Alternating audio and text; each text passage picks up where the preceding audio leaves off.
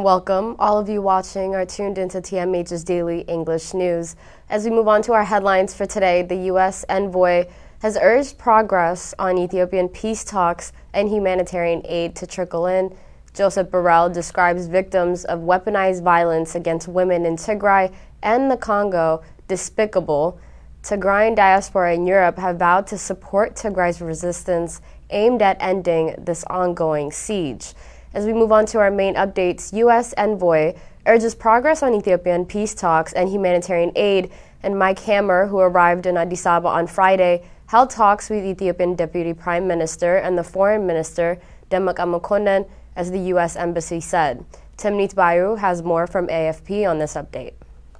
The new U.S. envoy for the Horn of Africa called Saturday progress in holding Ethiopian peace talks for unrestricted aid deliveries to stricken areas of the country. They discussed the need for continued progress on ensuring unfettered humanitarian assistance delivery, human rights accountability, and political talks to end the conflict and achieve lasting peace, the embassy said on Twitter. Prime Minister Abiy Ahmed's government and the rival Tigray forces have both raised the prospect of peace talks to end the brutal conflict that erupted in November 2020. But major obstacles have emerged, not least over who should mediate any negotiation. Abiy wants the African Union, which is based in Addis Ababa, to broker any peace talk, while the government of Tigray is insisting that the negotiations are led by neighboring Kenya. Abiy's national security advisor, Redwan Hussein, said on Twitter this week that the government was ready to talk anytime, anywhere, and that negotiations should begin without precondition. Meanwhile, Tigray TV quoted Tigray government leader Debretsion Gebremekel, warning that basic services would have to be restored in Tigray before negotiations could begin. Untold members of people were killed in the war, and the UN says more than 13 million people need food aid across Tigray and the neighboring regions of Afar and Amhara, with high levels of food insecurity and malnutrition. Tigray itself is lacking in food, fuel, and essential services such as electricity, communications, and banking, with hundreds of thousands living in dire conditions because of what the United Nations has described as a de facto blockade.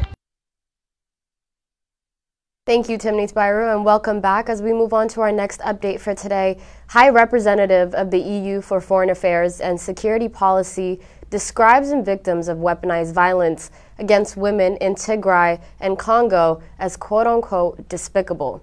On today's Africa Women's Day, my thoughts go above all to the women in Tigray and eastern DRC who are the first victims of senseless and despicable wars, as Joseph Borrell said on his official Twitter account, who is also the vice president of the EU Commission. WHO Chief Tedros Adhanom joined Borrell in characterizing the violence against women in Tigray, Ethiopia, and eastern DRC as an atrocity and outrageous. He added that the peace and security for communities and support for survivors are urgently needed now more than ever. The Tigrayan diaspora in Europe vowed to support Tigray's resistance aimed at ending this ongoing siege. The Union of Tigrayans in Europe concluded its 5-day festival in Stockholm, Sweden. Let's take a listen.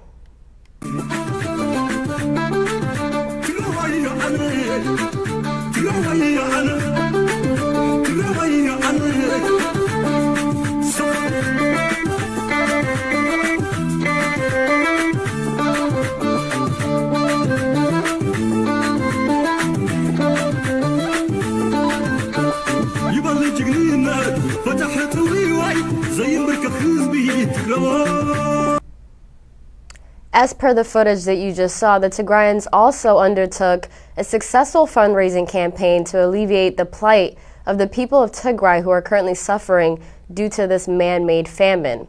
In related update, Tigrayans residing in the UK also held a successful festival with an assortment of activities aimed at boosting the unity of the Tigrayans and supporting Tigrayan resistance. Let's watch.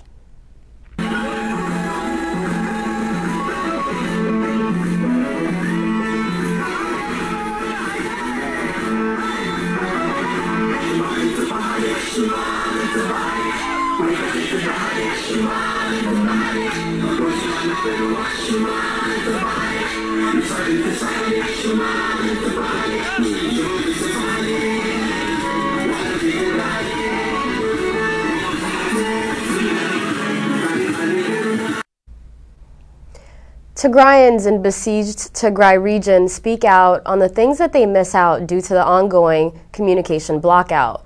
TMH had a chance to talk to Tigrayans from all walks of life in Tigray currently and assembled their voices in a production titled Tigrai, The Complete Blockout.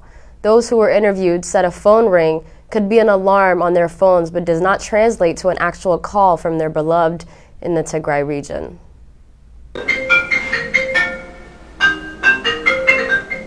voices سمعت لها والناس اللي مزقوا رينغتون سمعت لها أين سمعك؟ ዝኾነ ሰብ ኣላርም ዝዓበ ወልዲ ዕምበርኛ ኣብዚ ስምዐይ ምስልኪ ምንም ናይ መፀለይ ናብ ርእሰይ ናይ ቤተሰብ ናፍቆት ይስምዐኒ እዚ ኣብ ስልኪ ብቻ ይናፍቀኒ ይድንግፅ መጀመርያ ይድንግፅ ማለት ናቐደም ክልተ ዓመት ዝነበረ ዝታወስ እሞ ድንግፅ ማለት ፍሉጥ እዩ ወይ ስልክ መፂኡ ድዩ ኢለ ክሓስብ ዝኽእል ወይ ድማ ኣላርም ድያ ትፅውዕለ ኢለ ክሓስብ ዝኽእል ግን ስልክ መፂኡኻ ስለ ሞር ስለዘይትሓስብ ኣብዚ ኸዚ ግዜ ኣላርም ኢልካ ኢኻ ትሓስብ The interviewees also mentioned that the last call they made before phone communications closed down over a year ago and also wished the beloved ones that they would first call if they were given the opportunity.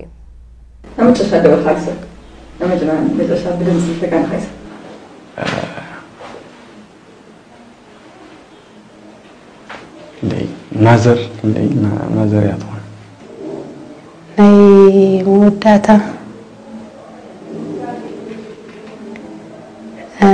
ኣብ ኣዲስ ኣበባ ትርከብ ጓል ሓፍተይ ነይራ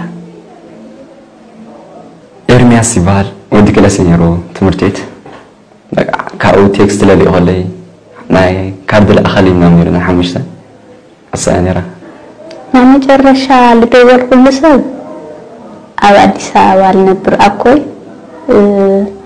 ወያነ ኣትዮም ኢለ ክድውል ምሸት 21 ደው ኢለሉ በቃ ብስልክ ዝዝል በሃል ይሆነ በቃ እንኳዕ ደስ ወለኩም ምናምን ይልኒ በቃ ካብ ሸዓ ስልክ ናጊረ ይፈልጥ ስልኪ ምስተሓፈደስና መጀመርያ ትድውለል ስለምን ይመስልክ ናብ ሓፍተይ ማት የወሰድኛትኒ ናክትምለለ They talked of longing for their loved ones, missing out on remittance, and they used to get from relatives abroad, deteriorating businesses due to this blockade of communication network as well. As we move on to our updates, Russia cancels Ethiopia's debt of 162 million US dollars. The Ministry of Foreign Affairs disclosed Thursday that Russia has canceled Ethiopia's 162 million US dollar debt owed to the former Soviet Union. The ministry claimed Russia has forgiven the debt Ethiopia owes with a Department of Development package to help Ethiopia boost the technical capability of Melka Wakana power plant and equip Balcha Hospital with modern medical equipment as well. Russia has been supporting Abiy Ahmed's genocidal war on Tigray, and Sergei Lavrov, Russia's foreign minister, paid a 2-day official visit to Ethiopia, and the debt cancellation will make Ethiopia the 4th African country to get the debt cancellation next to Mozambique, Madagascar, and Tanzania included. A researcher calls for a neutral body to mediate between the Ethiopian government and the Oromo Liberation Army. Asafa Jalata, who's professor of sociology and global Africana studies at the University of Tennessee, made the remark in an article he wrote on the San Diego Voice and Viewpoint under the title Ethiopia's Other Conflict, What's Driving the Violence in the Oromia Region. The researcher said the violence in Oromia is mainly driven by the federal government and its agents. He also added that the Oromo Liberation Army is responding to state terrorism and gross human rights violations. According to the researcher, Oromo voices are not represented in the Ethiopian government, the global system, or even the media. He said the federal government and its allies, particularly the Amhara elites and forces, blame the Oromo movement for the violence. This is a strategy to delegitimize the Oromo struggle for self-determination. Ahmed came to power in 2018 mainly because of the Oromo struggle, but later turned against the movement itself. Ahmed's vision is of a centralized state rather than a self-determination for Ethiopia's different groups. The state's ideology of Ethiopianism has been used to justify the subordination of Oromo and other colonized peoples Between December 2018 and December 2019, in southern Oromia region, government soldiers displaced about 80,000 Oromos, detained more than 10,000 of them, and an Amnesty International report found that the state soldiers executed 52 people over this period of suspicion that they support the Oromo Liberation Army. The government additionally took incarcerated Oromos through mandatory training for several months. These detainees were trained on the constitution and the history of Oromo people.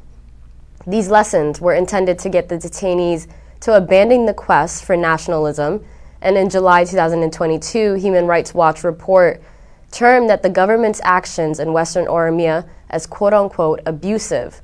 It documented communication shutdowns, executions, and arbitrary detentions, as the researcher called on the global community to pressure the Ethiopian government to reach peace with the Oromo Liberation Army.